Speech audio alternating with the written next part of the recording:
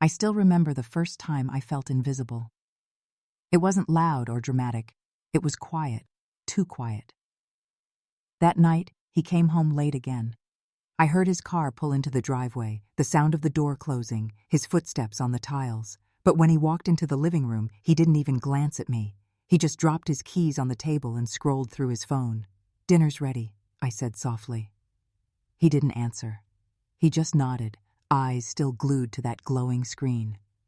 25 years of marriage, and suddenly I was talking to a stranger. I placed the food on the table. He sat down, ate in silence, and when I tried to ask about his day, he said, "It was fine." Just that. No warmth, no interest, nothing. That's when I realized something was gone. Something you can't touch or name, but you feel its absence like a missing heartbeat. I'm glad you're here. If you're watching this video, please hit the like button, subscribe, and tell me in the comments where you're listening from. That night, I lay awake next to him, staring at the ceiling fan spinning in slow circles. I counted each rotation like it could stop the noise inside my chest. I wanted to ask him if he still loved me, but I was afraid of the answer. In the morning, I made his tea, 2 spoons of sugar, just like always. He took a sip, frowned, and said, "Too sweet." I hadn't changed the recipe in 25 years. He looked tired, or maybe bored. His shirt was new, ironed perfectly, but his smile was nowhere to be found. I watched him adjust his tie in the mirror and asked, "Are you working late again?" He said, "Maybe. Don't wait up." He used to tell me everything, every little joke, every work problem.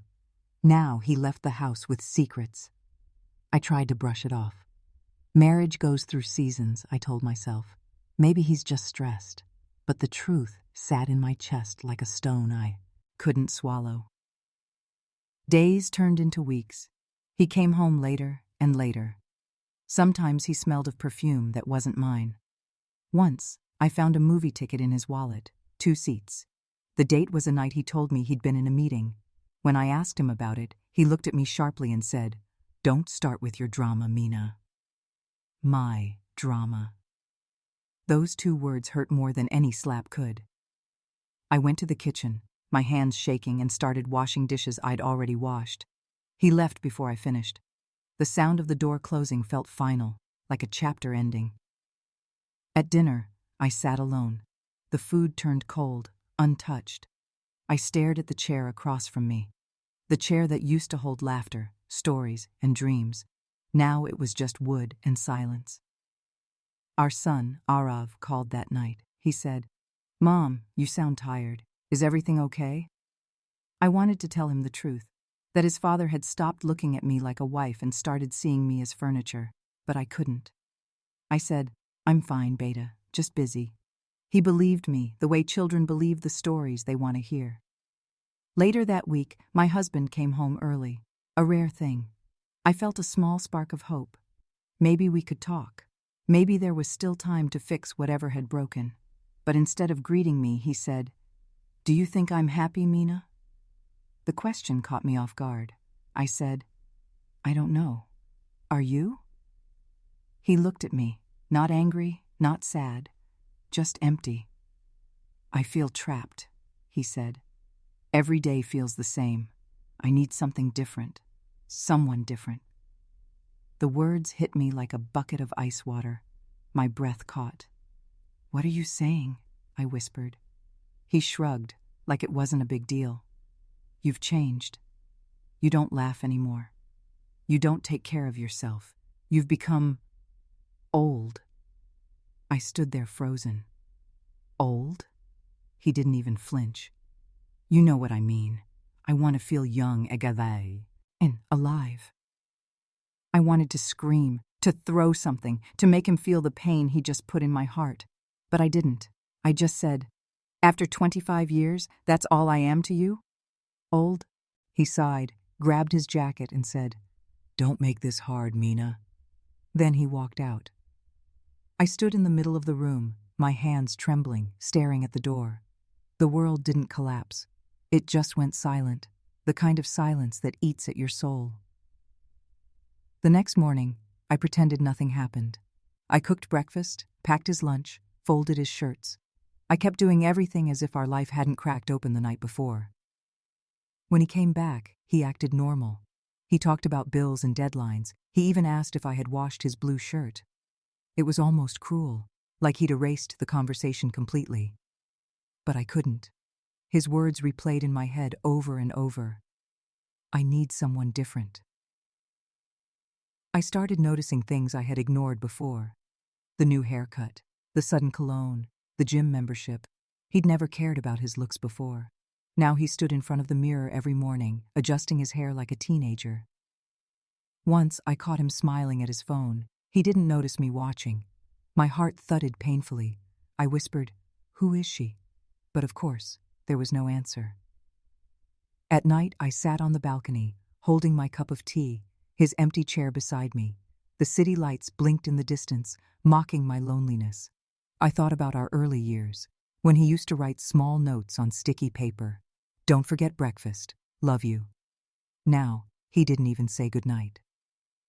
I asked myself 100 times what went wrong. Maybe I stopped trying. Maybe I got too busy being a mother, a wife, a caretaker, and forgot to be a woman. But then I remembered. Love isn't a job you clock out of. It's a choice you make every day. I had chosen him every day for 25 years, but he had stopped choosing me.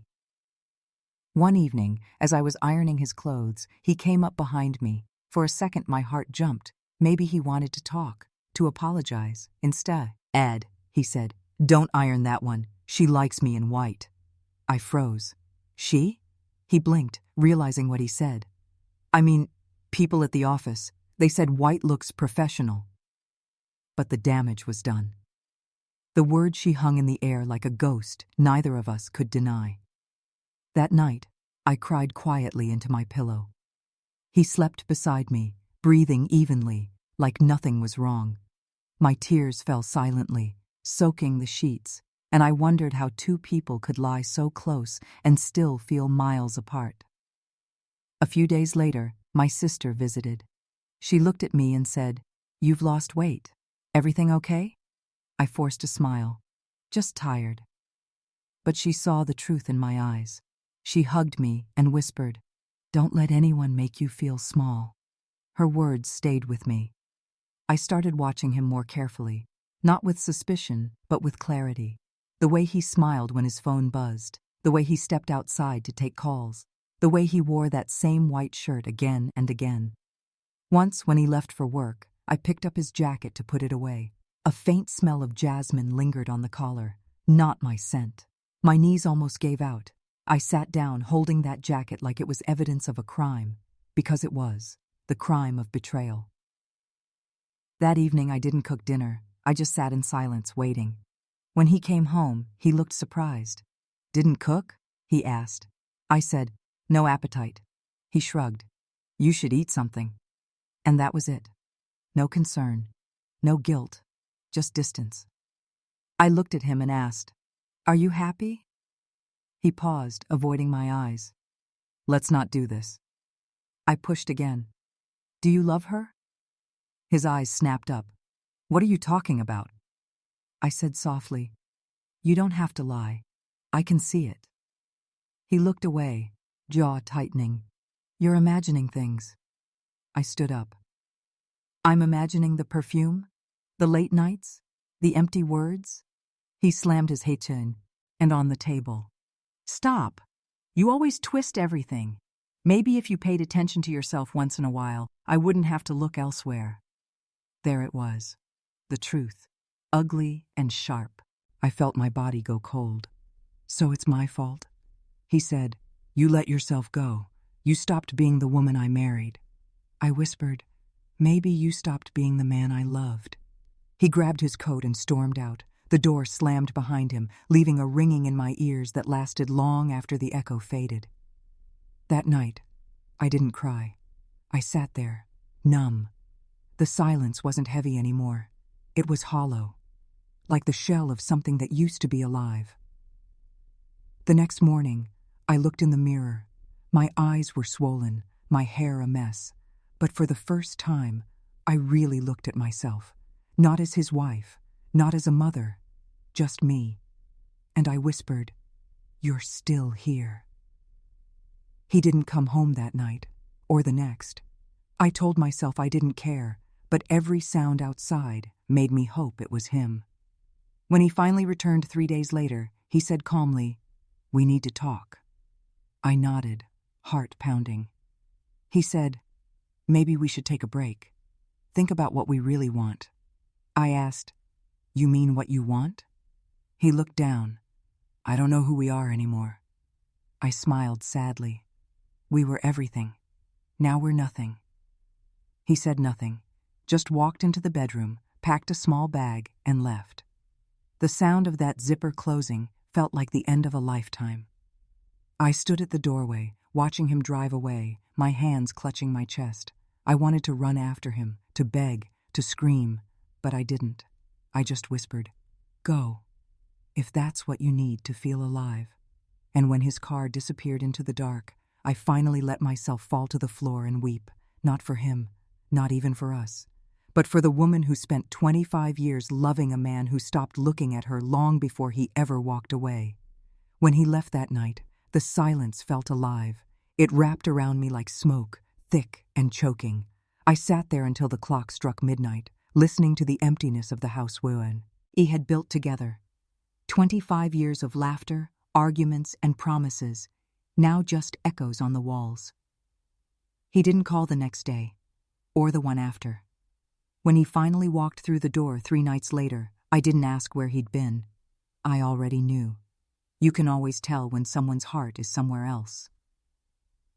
He dropped his bag on the couch and said, "You didn't make dinner?" I said, "You didn't come home." He gave a tired smile, the kind people wear when they're done pretending. "Don't start, Mina. I'm too tired for drama." Drama. That's what he called my heartbreak. From that night on, he lived like a stranger in our home. He still slept in the same bed, but his back was always turned to me. He still ate the food I cooked, but never said it was good. He moved around the house like I wasn't even there.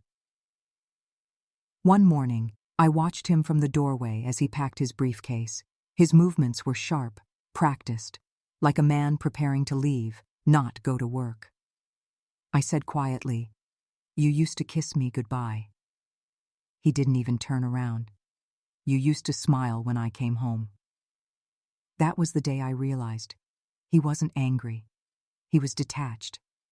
And detachment is worse than hate. Hate means you still care enough to feel. Detachment means you've already left. Every evening, I waited for him. I'd cook his favorite meals, paneer curry, roti fresh from the tawa, even his special lemon rice. I'd keep it warm on the stove until midnight, just in case. But most nights, he didn't come home.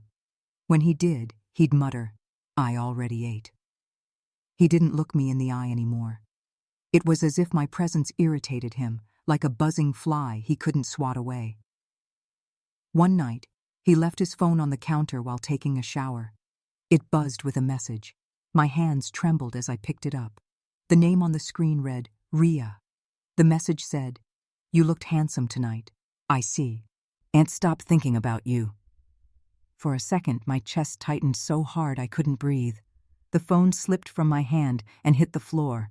When he came out, I was sitting there staring at it. He froze. "You went through my phone?"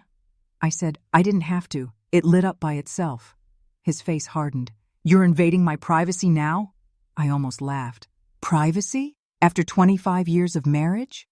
He looked away, jaw clenched. "You're suffocating me, Mina." I whispered, "And she's giving you air?" He didn't answer, just grabbed his phone and walked out. The door slammed, and I sat there in the darkness, realizing that even his absence was starting to feel like company. From then on, I stopped asking questions. What was the point? The more I tried to hold him, the faster he slipped away. I just started watching, quietly, like a ghost haunting her own life. He came home later every night. Sometimes, not at all. The house smelled like loneliness, stale, cold, forgotten. The TV played to no one. The photos on the wall looked like strangers smiling through glass. Our son, Arav, called one evening. "Mom, Dad said he's busy again. What's going on? I forced a laugh. You know your father, always working. He said, You sound sad. I'm fine, I lied. After the call, I sat in our old armchair and stared at the family picture on the shelf, the one from Arav's graduation. We looked so happy then. Maybe we were, or maybe we were just better at pretending. One night, I woke up and found his side of the bed empty. It was 2 a.m. I walked through the house quietly and found him sitting in the living room, staring at his phone with a small smile. I stood there for a moment, watching that smile that wasn't mine anymore. Then I said, Does she make you happy? He jumped. What are you doing up? Answer me, I said. He rubbed his forehead. You don't understand, Mina. I need peace. You and I. We've grown apart. I whispered, Peace? Is that what you call betrayal now? He sighed. Please don't make this ugly. I said, It's already ugly. He looked at me with something like pity. You deserve someone who sees you, Mina. I'm just not that man anymore. That line cut deeper than any insult, because for years I had waited to be seen. Now he was telling me he'd stopped looking on purpose. The next morning, I cooked breakfast out of habit. He walked past the table without touching it. I sat alone, listening to the sound of his car leaving the driveway. Every sound in that house began to hurt. The ticking clock, the dripping tap, even the creak of the door. It all felt like reminders of how empty everything had become. Once, when I was folding laundry, I found a lipstick mark on his collar. Not red, pink, soft, careless. My hands shook. I pressed the fabric to my face and felt something inside me crack. When he came home that night, I showed him the shirt. Whose is it? He didn't even pretend. He just said, Don't make a scene. I said, After all I've done for you, this is what I get? He replied coldly, I didn't ask you to do anything for me.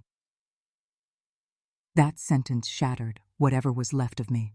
I'd cooked, cleaned, sacrificed, and stood by him through every storm, and now I was being told my love was optional. After he went to sleep, I stood by the window, staring out at the streetlights. The wind moved the curtains like ghosts brushing past me. That's when I realized I had become one of them. Invisible, silent, forgotten. The next few weeks blurred together. He stopped hiding his late nights. Sometimes I'd hear him humming in the shower, smiling to himself. He hadn't smiled like that for me in years.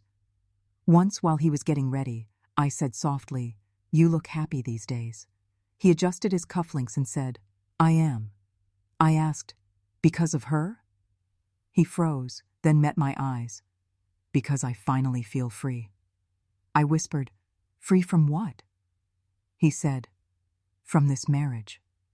Those words turned my art into glass. I wanted to break something, a plate, a vase, anything. But instead, I just said, Go then. He blinked. What? I said, Go. Be free. Just remember who helped you build the life you're running from. He didn't answer, just walked away, leaving the faint smell of his cologne and the sound of my heartbeat in the empty room. That night, I didn't wait for him. I turned off the lights early and sat in the dark. My reflection in the window looked like a stranger's, pale, tired, hollow. I whispered to her, Who are you? The next morning, I couldn't find his wedding ring. It used to stay on the nightstand, but it was gone. I didn't ask where it went. I didn't need to. My sister called that afternoon. You sound weak.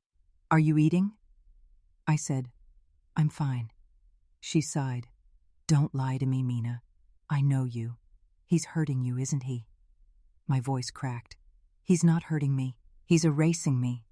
She said gently, Then stop letting him. Her words stayed with me.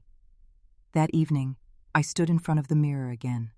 I looked at the lines around my eyes, the tiredness in my face. I had given so much of myself to keep him happy that I'd forgotten what I looked like. I whispered, You can't disappear. Not like this. But even then, part of me still hoped he'd turn around and see me. not as a burden, not as an old habit, but as his wife. Hope is cruel like that. One evening, Arav came home unannounced. He smiled and said, "Surprise, Mom." I hugged him tight, almost too tight. I needed that warmth, but then he looked around and asked, "Where's Dad?" I said quietly, "Out." He frowned. "You mean out or out?" I said nothing. He stared at me for a long time before whispering, "He's seeing someone, isn't he?" Tears filled my eyes. "Don't ask questions you already know the answers to." Arav's jaw tightened. "How long?" "Long enough," I said. He shook his head. "I'll talk to him." I stopped him. "No, please, don't make it worse." He said, "He needs to know what he's doing to you." I whispered, "He knows. He just doesn't care." After Arav left, I sat alone again. The silence was familiar now, not painful, just heavy, like an unwanted companion that refused to leave. Later that night, my husband came home and saw the extra plate on the table. "Arav was here?" I said, "Yes." He asked, "Did you tell him?" I looked him straight in the eye. I didn't have to. He sighed, rubbing his temples. "You're turning him against me." I said, "You did that yourself." He muttered, "You always play the victim." I said softly, "No, I'm the ghost you created." He looked at me confused, but I didn't explain. Some things don't need words. They just hang in the air, heavy and real. That night, I lay in bed beside him. He was asleep, peaceful. I turned toward him, studying the face I had once loved so deeply. And in that quiet moment, I realized something. The woman I used to be was gone. The cheerful wife, the forgiving mother, the patient companion. She had died quietly, somewhere between his lies and my silence. What remained was a ghost. A ghost in her own home, waiting for a man who had already left her long before his body ever would. The news broke on a Sunday morning. I remember because the sunlight was soft, the kind that used to make our old house glow like gold, but that day it only made everything uglier. My neighbor, Farida, came running to my gate with her phone in her hand. Her face looked pale, trembling. She didn't even say hello. She just whispered, "Mina, is this your husband?" I took the phone from her, and there it was, a picture of Rafiq, my husband of 25 years, holding a young woman's hand outside a restaurant, her face half hidden, but her laughter clear. He was smiling too, that same smile he used to give me before our morning chai. I felt my knees weaken. I sat right there on the step, staring at the screen, unable to breathe. Farida kept talking, her voice shaking. "Everyone's sharing it on Facebook. They say he's been seeing her for months." My ears buzzed like a swarm of bees. I couldn't hear anything else. Only his smile burned in my mind. I whispered, "Months? While I was here cooking for him? While I was praying for his health?" Farida didn't answer. She just touched my shoulder gently and walked away. That's when my phone started ringing. Over and over. Calls, messages, notifications. I didn't pick up. I didn't want to. But I knew. The world knew now. I was no longer Mina, the loyal wife. I was Mina, the woman whose husband replaced her with someone half her age. Inside, my hands shook as I dialed my son Adil. He didn't answer the first time, or the second. When he finally picked up, his voice was tight. "Ami, I saw it. Please don't go online. It's everywhere." I swallowed hard. "So it's true?" Silence. Then softly, "I'm sorry, Ami." That one word, sorry, broke something inside me. "I gave him everything," I said, my voice trembling. "My youth, my dreams, my peace, and this is what he gives me back?" "Please don't cry," Adil said. "We'll handle it. Don't let people see you like this." Like this. as if heartbreak had a shape that needed hiding. The doorbell rang again. Another neighbor, then another. I could hear whispers outside the gate. Such a shame, after so many years. She looked like a good woman. Men these days? No loyalty. Their pity hurt more than their words. I closed the curtains, turned off my phone, and sat alone. The clock ticked loudly. My wedding photo on the wall mocked me. In it, Rafiq's hand rested on mine, his eyes full of promises. I whispered to the photo, "What did I do wrong?" The silence answered back, "You trusted too much." By evening, I couldn't bear it anymore. I went to the living room and called him. He didn't pick up. I called again, and again. Finally, he answered. His voice was calm, almost annoyed. "Mina, not now. I'm at work." "At work?" I laughed bitterly. "Or are you having dinner with her again?" He sighed. "Mina, please don't make a scene. You've seen the photos, haven't you?" My throat went dry. "So, you admit it?" He paused, then said quietly, "I didn't want you to find out like this." "Find out what, Rafiq?" I shouted. "That I wasted my life on a man who thinks love expires after 50? He didn't respond.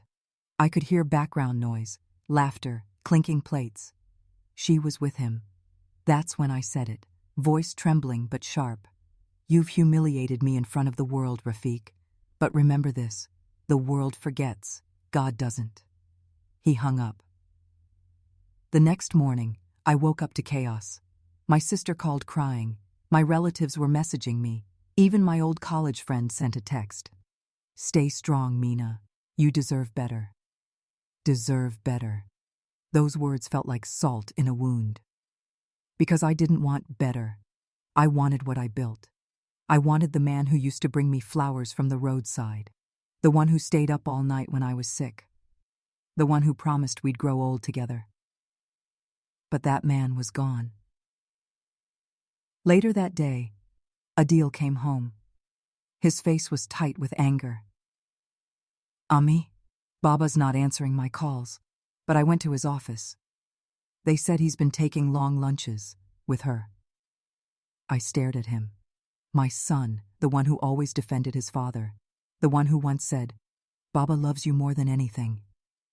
I asked quietly, "And what do you believe now, Adil?" He looked away. "I don't know anymore." I nodded. "Now you understand what it's like to love someone who lies to your face." He sat beside me, head low. "Ami, I'll fix this. I'll talk to him." I smiled weakly. "You can't fix what's already broken, Beta." Days passed. The whispers didn't stop. Every grocery trip felt like walking through fire. Eyes followed me, pity dripping from every glance. One woman, Van, asked, "How are you holding up?" As if my pain was entertainment. I started avoiding people. I stopped going out. I cooked less, spoke less. My house felt like a cage filled with memories. One night, while scrolling through my old photos, I found a video of our anniversary. Rafiq had given me a gold chain and said, "For my queen, my forever." I stared at the screen until tears blurred my vision. Then I whispered, "Forever ended too soon." A week later, Adil came to me with a printed article. "Ami, look." It was an online news post. Businessman Rafiq Khan, seen with mystery woman. Marriage in trouble? My stomach turned. The story had spread beyond our neighborhood. It was everywhere. The scandal, the shame, the comments. One comment said, "His wife must have done something wrong." Another said, "He deserves happiness." I threw the paper away. "Let them talk," I said quietly.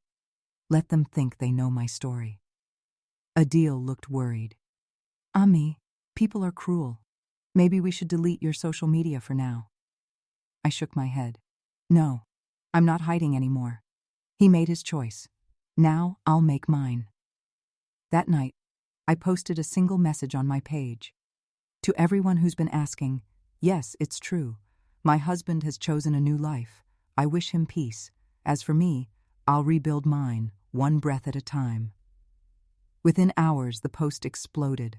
Hundreds of comments poured in, some sympathetic, some hateful. But one message stood out. It was from an unknown account. It said, "He's not who you think he is. Be careful." My heart raced. I replied, "Who is this?" No answer. That message haunted me for days. Adil was furious when he saw it. "Ami, don't reply to strangers. It's probably someone trying to stir more trouble." But something about it felt real. And then, 3 days later, another message came. "She's not just younger Mina. She's after more than his heart." This time, there was an attachment. A photo. It showed Rafiq and the girl standing near a property office, signing papers. Property papers. My breath caught. Was he transferring? Our house? Our savings? That night, I confronted Adil. I showed him the photo. He went silent, jaw tight. "I'll go see him tomorrow," he said. "No," I said firmly. "This is my fight." For the first time in months, I felt something burning again. Not sadness, not fear, but fire. "I've spent my life being quiet," I said. "Not anymore." Adil looked at me with pride and pain. "Then I'll stand by you, Ami." The next day, I went to Rafiq's office unannounced. The receptionist froze when she saw me. I didn't care. When I entered his cabin, he looked up, shocked. "Mina, what are you doing here?" I placed the photo on his desk. "Explain this." He went pale. "Where did you get that?" "So it's true," I said. "You're giving away what we built together?" He rubbed his forehead. "It's complicated, Mina. You wouldn't understand." I leaned forward, voice cold. "Try me." He sighed. "She needs stability. I'm investing in her future." I laughed bitterly. "Stability? By taking away mine?" He didn't answer. His silence was enough. I turned to leave. "You may have betrayed me, Rafiq, but I will not let you destroy me." When I stepped outside, I didn't cry. For the first time, I didn't feel weak. Yes, the world had found out. Yes, I was humiliated, but I was still standing. And maybe that was my real victory. As I walked down the street, people stared. Some whispered, some looked away. But I walked straight, my head high, because for the first time in a long, long while, I didn't care what the world thought. The next morning, I sat at the dining table, staring at the empty chair across from me. For 25 years, Rafiq had sat there every morning, reading the newspaper and asking if the tea had enough sugar. Now, all that was left was silence and the faint smell of the life we'd shared. But that morning was different. I wasn't going to cry anymore. I wasn't going to beg, hide, or whisper. I was going to speak and make sure he heard every word. I dialed his number. He didn't answer. I tried again. Finally, he picked up. His voice was tired. "Mina, I don't have time for this." "You'll make time today," I said. "We need to talk, face to face." He hesitated. "About what?" "About the woman you risked your whole family for," I said quietly.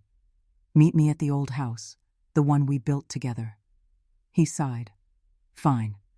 I'll come in the evening." The day crawled by. I cleaned the house, not because it needed cleaning, but because my hands needed something to do. Every plate I washed, every photo I dusted, felt like closing a chapter. Adil watched me silently. "Ami, are you sure about this?" I nodded.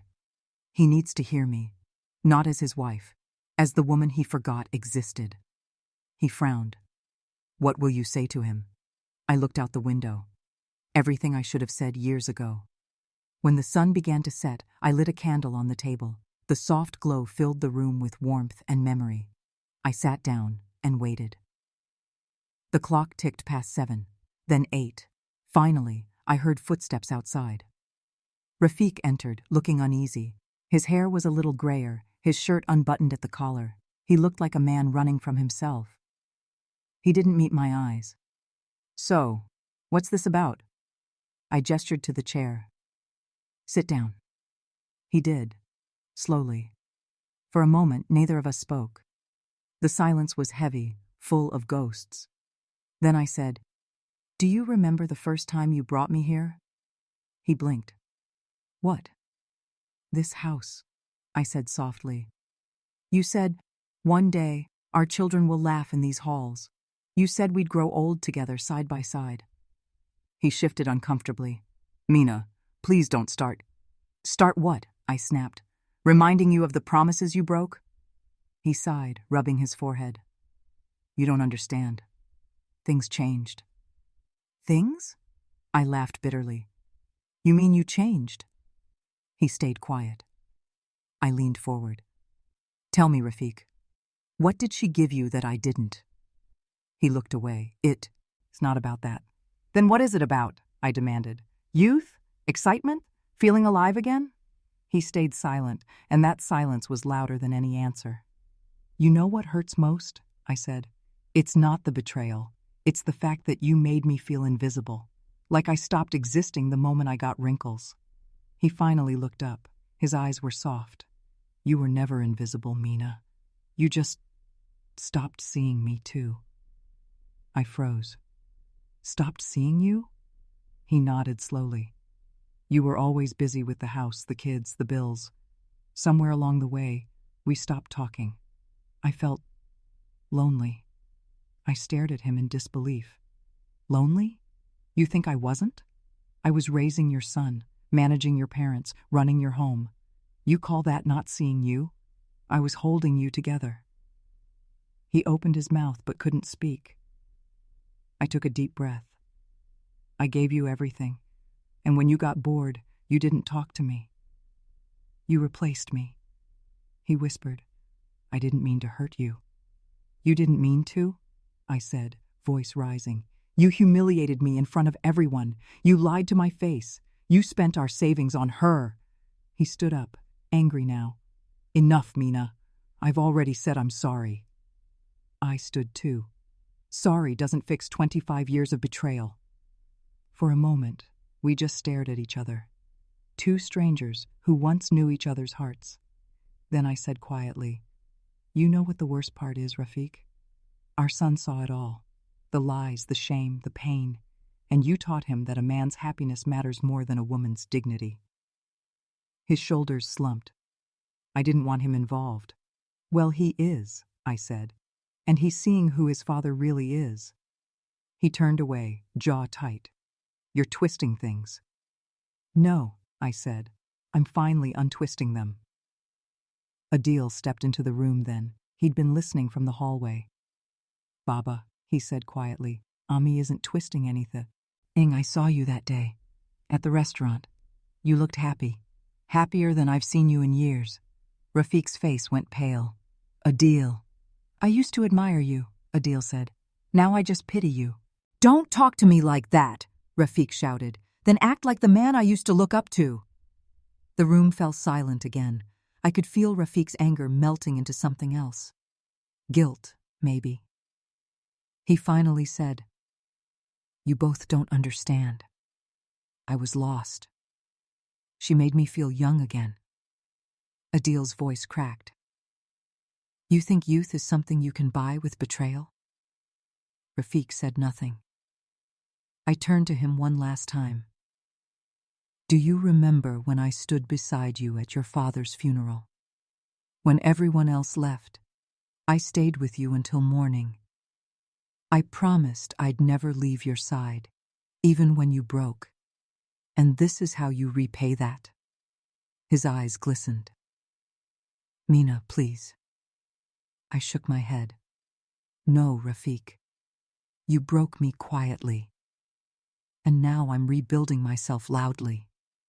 He whispered, "What do you want from me?" "Nothing," I said. "Not your money, not your pity, not even your apology. I just wanted you to hear me once, the woman you silenced for years." He swallowed hard. "So this is it?" "Yes," I said. "This is the last conversation you'll ever have with the woman who loved you." He looked around the room, at the photos, the memories, the candlelight flickering on the wall. Then he said softly, I never thought it would end like this. I smiled sadly. Neither did I, but you made sure it did. He turned to leave, but before he reached the door, Adil said, Baba? Rafiq stopped. Adil took a step closer. When I was a kid, I used to ask Ami why she smiled even when you were late for dinner. She'd say, because love waits. He paused. But now I see. Love shouldn't have to wait forever. Rafiq's shoulders trembled. He didn't turn back. He just walked out the door. When the door closed, I felt something lift off my chest. For years, I had carried his guilt like it was my own. Now it was finally his to carry. Adil came to me and held my hand. You did it, Ami. I nod. Dead. No, Beta. We did. He smiled faintly. What will you do now? I looked at the candle still burning on the table. I'll live. For myself this time. That night, as I lay in bed, memories flooded my mind. The wedding, the laughter, the fights, the birthdays, the quiet nights we shared. All of it. But instead of crying, I whispered a prayer. Thank you, God, for giving me the strength to speak. And just like that, I drifted into sleep. Not as a wife abandoned, but as a woman reborn. The next morning, when I woke up, the air felt lighter. The house no longer felt like a prison. It was mine again. Every wall, every corner, every silence. The neighbors still whispered, the world still gossiped, but I didn't care anymore. Because now, he would be the one haunted by my words. The conversation he would never forget. When Rafiq walked out that night, I thought the silence he left behind would crush me. But instead, it whispered something I hadn't heard in years. My own voice. I stood in front of the mirror, the same one that had watched me for half my life. The woman staring back wasn't the same Mina who once waited for her husband's footsteps. Her eyes were older, yes, but sharper, filled with a calm that only comes after surviving a storm. That's when it hit me. I had spent so many years being a wife, a mother, a caretaker. I had forgotten how to be me. I whispered to my reflection, Who are you now, Mina? The woman in the mirror didn't answer. She just looked tired and free. The next morning, Adil knocked on my door. Ami, are you awake? Yes, come in. He peeked inside. I made breakfast today, toast and tea. Don't ask how the toast looks. I smiled. That's new. He shrugged. You've done enough for all of us. It's time I learned something. As we sat down, I noticed he kept glancing at me. What's wrong? I asked. He hesitated. I say, Baba last night. He was sitting in his car outside. I froze. What did he want? He didn't say much, just asked if you're okay. I looked down at my cup. And what did you tell him? I told him, Adil said softly. For the first time in years, you look at peace. I didn't reply. My heart ached, but there was pride in that ache. That day, I went through the old wardrobe.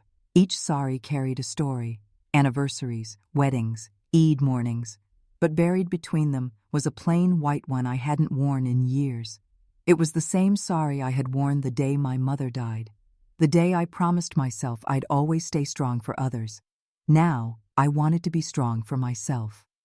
I took out the white sari and wore it. No jewelry, no makeup, just me. Standing before the mirror again, I saw something I hadn't seen in years. Dignity without fear. Later that evening, my sister-in-law, Shazia, came to visit. Her eyes were filled with the usual judgment. So, she began, it's true then? You and Rafiq are finished? I nodded calmly. Yes, she gasped. After so many years? Mina, you can't just throw away your marriage like that. I didn't throw it away, I said. He did. She scoffed. Men make mistakes. You have to forgive. It's your duty. I looked her in the eye. And what's his duty, Shazia? To break his vows and expect me to pretend nothing happened? She shifted uncomfortably. People will talk. Let them, I said. They talked when I stayed silent. They'll talk now that I've spoken. She sighed. You've changed. I smiled faintly. No, I've returned. When she left, I sat near the window watching the evening light fade. I thought of Rafiq, not the man who betrayed me, but the man I once fell in love with, the one who made me laugh until I cried. Part of me missed him, but another part whispered, You miss the memories, not the man. Adil came into the room quietly. Ami, there's something you should see. He handed me his phone. It was a message from Rafiq. I saw her today in the market, the woman I thought I loved, but I couldn't feel anything.